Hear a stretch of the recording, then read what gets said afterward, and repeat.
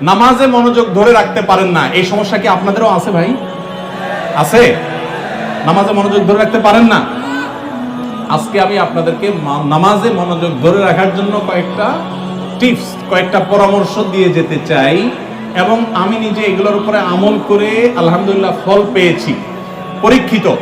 এরকম আমলগুলোর মধ্যে এক নম্বর হলো, ভালো করে শুনেন, এক নম্বর হলো চোখের হেফাজত করবেন। চোখের, মোবাইলে বা বিভিন্ন ভাবে চোখ দিয়ে হারাম জিনিস দেখেন, মেয়েদের ছবি দেখেন, ফিল্ম দেখেন, নাটক দেখেন, বিভিন্ন হারাম জিনিস দেখেন, এটা আপনি বন্ধ করেন।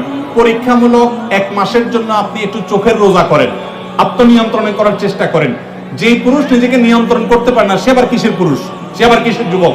নিজেকে নিয়ন্ত্রণ করার চেষ্টা করেন, এবং চোখের হেফাজত যদি আপনি করতে পারেন, আমি আপনাকে লিখিত দিতে পারি, টানা যদি আপনি দীর্ঘদিন আপনি এই কাজটা করেন, ইনশাআল্লাহ আপনি নামাজ এবং যে কোনো ইবাদতের স্বাদ পাবেন। শুরু করবেন অন্তত। দ্বিতীয়ত, হারাম উপার্জন ছাড়তে হবে। কি ছাড়তে হবে? হারাম খাওয়া ছেড়ে দেন, হালাল খাওয়ার গ্রহণ করেন, এটাও ইবাদতে মনোযোগ সৃষ্টি করতে সহযোগিতা করে। তৃতীয়ত, নামাজের জন্য বিশেষ করে বলতে চাই, এই যে পয়েন্টটা এখন বলতেছি নামাজের মধ্যে, এইটা যদি করেন আর আপনি মনোযোগ না আসে, আপনি আমাকে ব্যক্তিগতভাবে জানায়েন যে আপনি ভুল বলে আসছেন।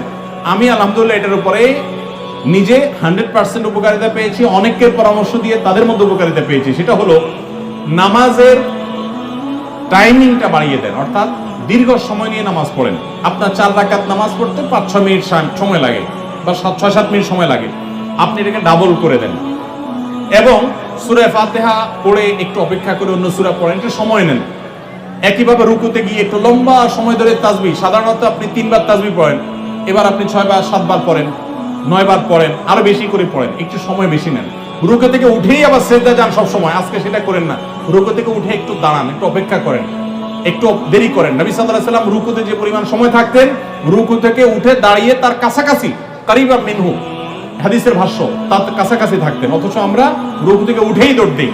তো আপনি উঠে একটু অপেক্ষা করেন, দাঁড়ান, অন্য সময়ের চাইতে ডাবল সময় দাঁড়ান। এভাবে যদি প্রত্যেকটা কাজ আপনি সময় নেন এবং ধীরে ধীরে করেন, ইনশাআল্লাহ বিইذনিল্লাহ আপনি নামাজের মধ্যে মনোযোগ দেখতে পাবেন।